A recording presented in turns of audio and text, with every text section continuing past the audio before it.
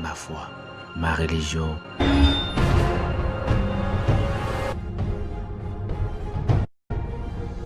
Ma foi, ma religion.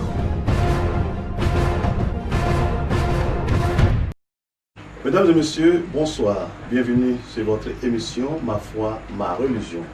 Il n'est pas bon que l'homme soit seul. Ce n'est pas moi qui le dis, c'est une parole biblique. L'homme, être essentiellement relationnel, est appelé à poursuivre l'œuvre de création à travers un choix de vie. Soit il décide de se marier, soit il décide de se consacrer totalement à son Créateur. Dans le premier cas de figure, c'est-à-dire la vie en couple, des restrictions et des possibilités sont observées selon la croyance. Ainsi, on peut se marier à une seule femme ou à plusieurs, selon qu'on soit chrétien ou musulman.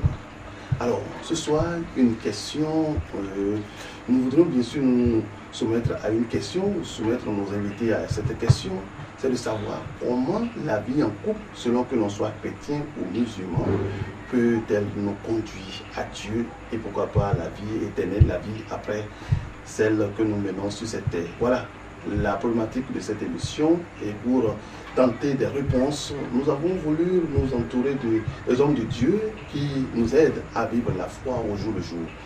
Mon premier invité, c'est bien sûr l'imam El Hadj Idrissou Soumanou. Bonsoir. Bonsoir, monsieur le journaliste. Vous allez bien? Très bien. Alors, avec vous, nous allons aborder certaines questions liées à cette thématique et nous sommes persuadés que vous nous donnerez des réponses convaincantes. Charles. Je ne suis pas avec l'imam, je suis aussi avec un prêtre catholique de l'église romaine catholique. Il s'agit du père Roland Ocry. Bonsoir, cher père. Bonsoir, cher Mathieu. Alors, vous êtes prêtre formateur au séminaire Notre-Dame de Fatima. Merci d'avoir répondu à cette invitation. Et comme nous l'avons dit, nous pensons qu'avec les hommes de Dieu, nous allons réussir à essayer d'aborder ce sujet avec certaines réponses qui nous seront davantage convaincantes. Je m'adresse en premier lieu à l'imam, cher imam, la vie en couple. Est-ce, peut-être que c'est rien de vous poser cette question, est-ce une volonté vraiment de Dieu? Merci, monsieur le journaliste. Merci, chers téléspectateurs. Si on est ici, c'est pour parler d'un thème qui traite à la vie conjugale. Qui parle de la vie conjugale, donc à travers ce que Dieu nous dit, même à travers aussi la nature, Dieu a créé toutes choses mâles et femelles. Il nous a créés à partir du mâle et femelle. Cela veut dire que, donc si vous voulez vous multiplier, il faut passer par là. Maintenant ici, on doit aller au but en parlant du mariage. Le mariage, c'est l'union entre deux sexes différents. Je le dis parce qu'aujourd'hui, il a les mêmes sexes, d'autres, sous d'autres cieux qui se marient. Ici, ce n'est pas le cas. On parle là de l'homosexualité. Oui, ici, ce n'est pas le cas. Là, c'est un péché. Je vais revenir pour avoir plus de précisions par rapport à cette dernière partie de votre développement. Cher père Roland Ocry, la vie en couple, ce que nous pourrions appeler le mariage, nous savons que dans l'église catholique romaine, c'est un sacrement. Alors, autrement dit, c'est la volonté de Dieu. Oui, cher Mathieu, le mariage chrétien, si je peux ainsi m'exprimer, c'est l'union entre un homme et une femme qui acceptent de vivre une vie d'amour pour refléter ainsi l'amour dont Dieu nous a aimés. Et cet amour, on l'appelle l'amour sponsal, qui a trait à la vie conjugale. Et cette vie conjugale est spécifique à l'homme et à la femme qui se mettent ensemble. Et quand ils se mettent ensemble, c'est pour se donner l'un à l'autre, vivre de l'amour de Dieu. Et cet amour est un amour, disons, sélectif. On ne peut aimer qu'une femme et une femme ne peut qu'aimer un homme. Et donc, dans cette relation sponsale, dans cette relation conjugale, il y a des obligations. Ces obligations, et l'homme et la femme se doivent de les respecter pour, en quelque sorte, magnifier le nom du Seigneur, magnifier son amour pour nous les hommes. Et l'homme et la femme, en se mettant ensemble, en vivant cet amour, c'est un témoignage vivant de l'amour de Dieu. Alors, vous le dites bien,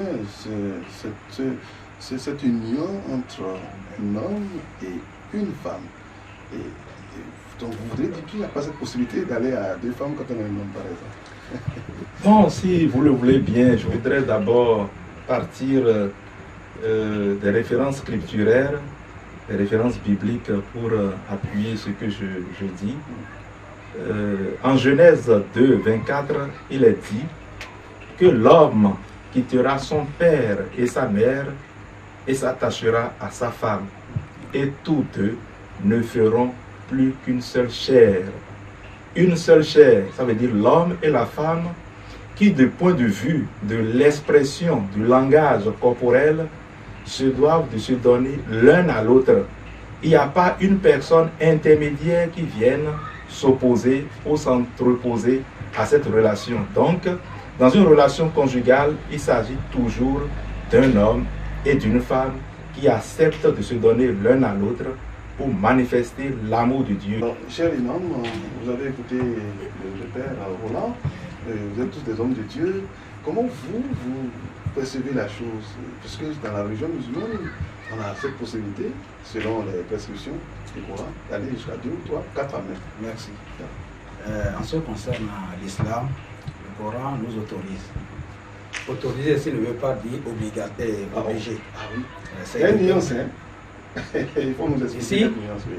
Dieu nous dit dans le Saint-Coran, dans sourate des femmes, il y a une sourate qu'on appelle sourate des femmes, c'est-à-dire sourate 4, chapitre 4 si vous voulez, verset 3, il dit épousez celle-là que vous choisissez ou bien que vous aimez, elle vous aime. 2, 3, 4. Pas plus. Et si vous craignez de ne pas être juste envers celle-ci, alors une. Ou bien même vos esclaves. Ah oui. L'islam autorise cela. Cela va vous aider à ne pas être injuste ou bien à ne pas aussi augmenter votre charge de famille. En islam, il a comment il faut partager. Si vous faites 2 nuits ici, vous devez faire 2 nuits là-bas. Ah, Donc, équitable. oui, équitable. Si vous donnez une partie qui est à celle-là, ou bien lorsque vous les achetez, les pagnes, n'achète pas les pagnes de 2000 à celle-ci et tu achètes les pagnes de 3000 à celle-ci. Ça doit être les mêmes qualités. Il faut être juste. Et par rapport à l'amour même, est-ce que vous pouvez prouver À l'amour, là, lorsque quelque chose qui est matériel, là, on peut être, il peut avoir l'équitable. Mais en ce qui concerne le cœur, Oui. là, on ne peut pas contrôler le C'est cœur. compliqué, hein? Mais il ne faut pas manifester cela. Il ne faut pas le manifester. Pourquoi? Parce que vous, en le manifestant, là maintenant vous allez poser des problèmes au sein du foyer. Et cela, c'est ce qui s'est passé entre aussi les enfants de Joseph, qu'on appelle Youssouf. Parce qu'il a manifesté son amour vis-à-vis des autres enfants de Joseph, qui est Youssouf. Et c'est ce qui a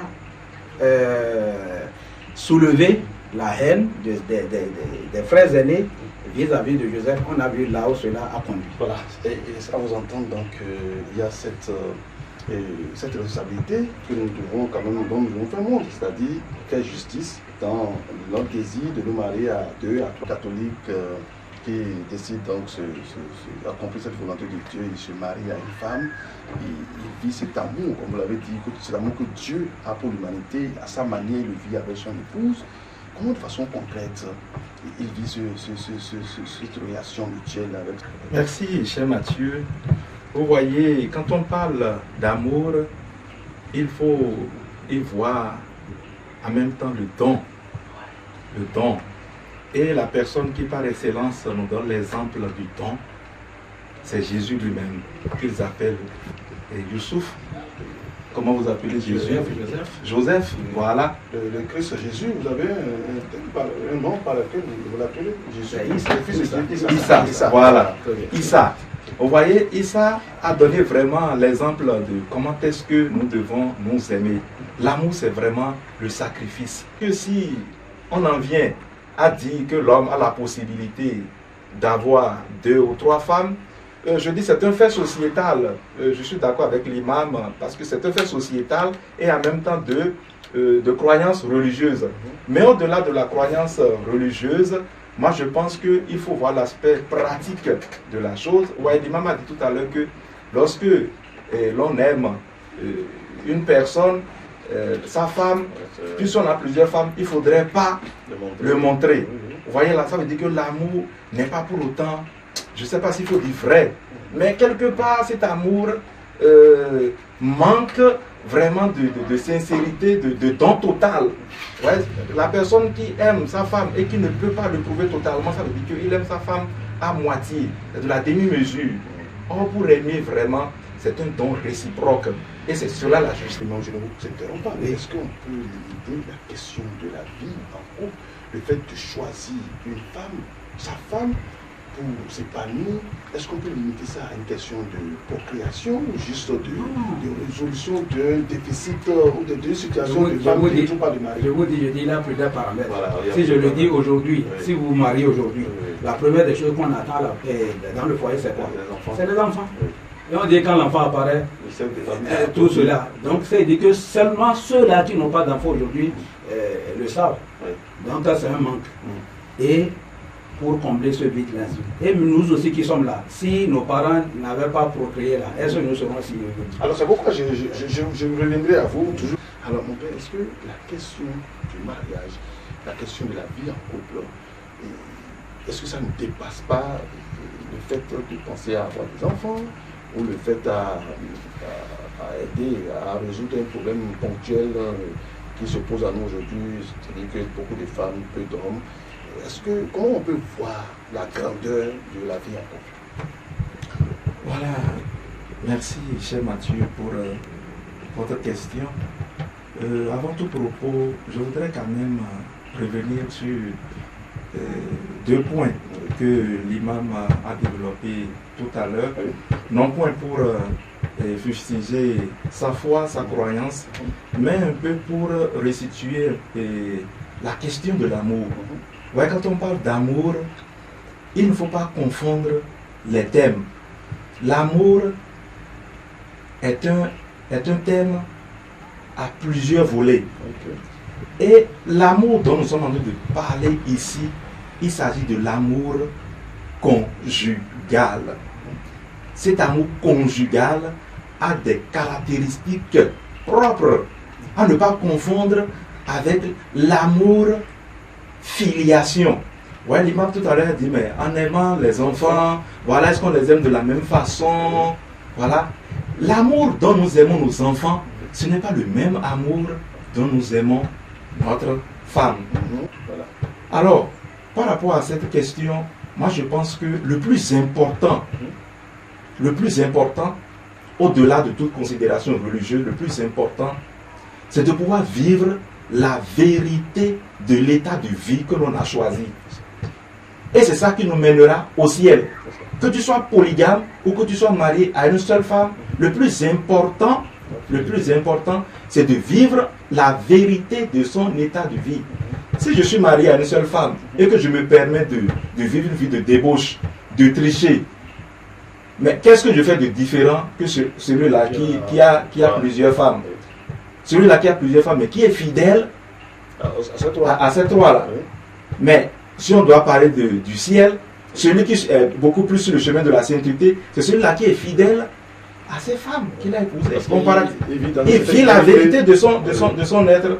Donc le plus important d'abord, c'est de pouvoir vivre la vérité de son être. Être vrai.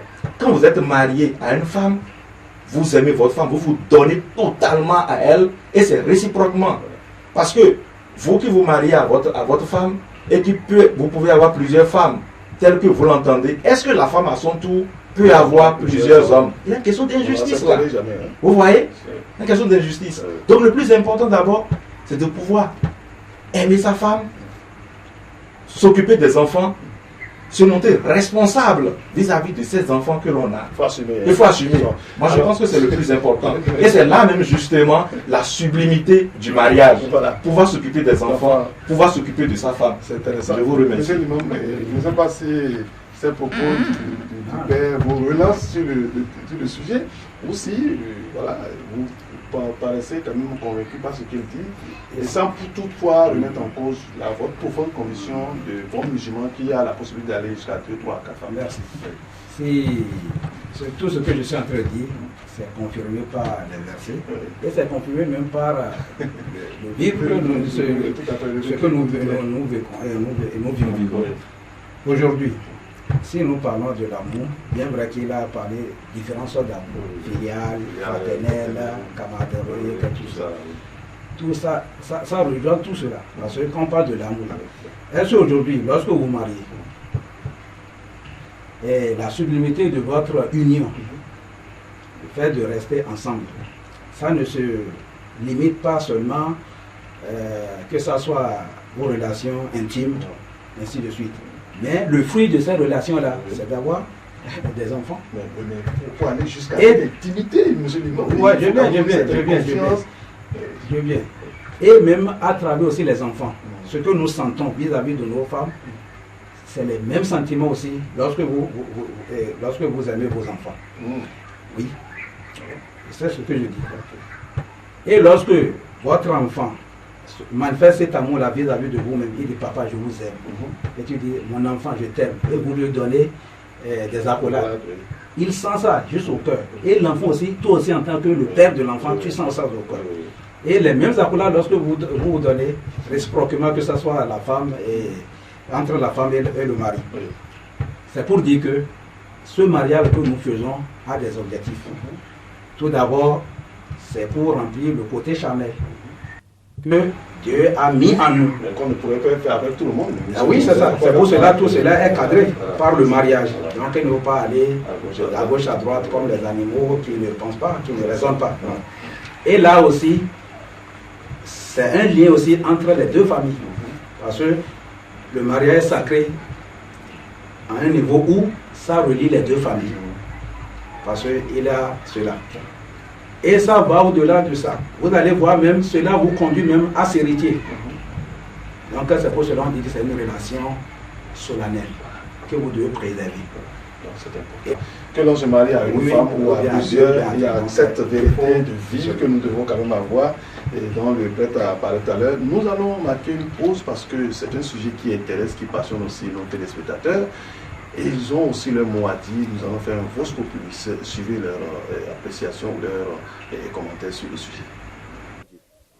Voilà, donc ça a deux conditions. Par exemple, quelqu'un qui, avant de connaître Dieu, avait ces deux femmes et les deux femmes se donnent au Seigneur et qu'ils vivent une vie de couple dans la paix. Alors ce couple peut aller avec Dieu. Pas parce qu'il a deux femmes, il n'ira pas au ciel. Non. C'est la condition qu'il met une vie chrétienne en couple. Bon, selon moi, pour que Dieu puisse m'accueillir, il faudra que je puisse marcher selon la parole de Dieu. D'abord, il faut prendre une femme. Et il faut que cette femme aussi marche selon l'entendement de Dieu. Donc, vision, prière, jeûne, louange de Dieu, et marcher dans la crainte de Dieu. La vie en couple peut nous conduire vers Dieu dans l'harmonie, dans l'amour, la paix, selon moi. Quand mon mari va prendre une deuxième femme, là doit régner la reine, il n'y aura plus l'amour. Oui, mais ça dépend aussi. Mais il y a la confiance d'abord. Il faut avoir confiance en soi-même. Et puis, en tout cas, sans la confiance, rien ne peut marcher quand même. Même avec une femme, tu peux aller vers lui. Ce n'est pas nécessairement se marier à deux femmes pour aller vers Dieu. Bon, il faut d'abord noter que le mariage, c'est un ordre de Dieu pour nous les humains sur terre. Et ce sont des principes auxquels il faut obéir, c'est une loi à laquelle il faut obéir surtout. Et lorsque vous vous mariez et que vous mettez Dieu au centre de votre mariage, je pense que c'est déjà un grand pas pour pouvoir vous conduire à Dieu.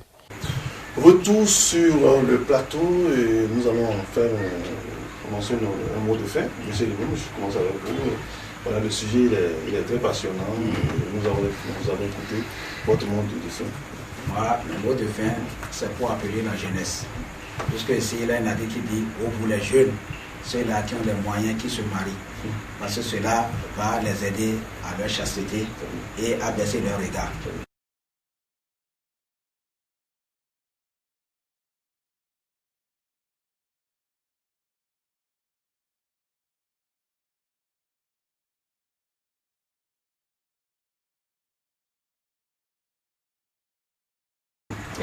Elhadj Idrissou Soumanou, Imam, merci pour vos différentes explications sur ce plateau. Et que Dieu continue de vous inspirer pour les fidèles qui viennent à vous, qui viennent prendre conseil auprès de vous. Merci. Votre mot de fin, cher Père. Voilà, d'abord je voudrais remercier l'imam Idrissou qui a bien accepté que nous puissions échanger. C'est un dialogue interreligieux. Voilà, donc je le remercie pour son ouverture.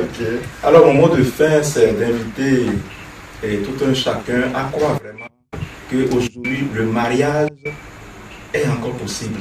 Le mariage est encore possible parce que de nos jours on constate que beaucoup de jeunes, beaucoup de personnes ne veulent pas s'engager au mariage en raison de certaines peurs, de certaines contingences, de certaines pesanteurs sociologiques, anthropologiques, engagements que l'on a pris. Voilà ce que je peux dire. Merci. Merci beaucoup, Père Roland Okri. Merci à notre cher imam Elhadj Idrissou Soumanou pour les différentes explications, les différents éclairages apportés sur ce plateau. Mesdames et messieurs, vous avez suivi le débat. Ça a été un débat très passionnant, très plaisant, très intéressant entre nos deux hommes de Dieu. Vous vous situez certainement par rapport à ce débat. Où est-ce que vous en êtes réellement? Est-ce que vous pensez réellement que le mariage, c'est vraiment un don de Dieu qui nous permet de nous épanouir davantage dans notre couple, dans notre société et qui nous conduit aussi à notre Créateur? Que vous soyez musulman ou chrétien, le Père Roland l'a dit clairement, il s'agit d'une question de vérité de vie vis-à-vis de vos partenaires ou de votre partenaire. Merci de nous avoir suivis. À la prochaine.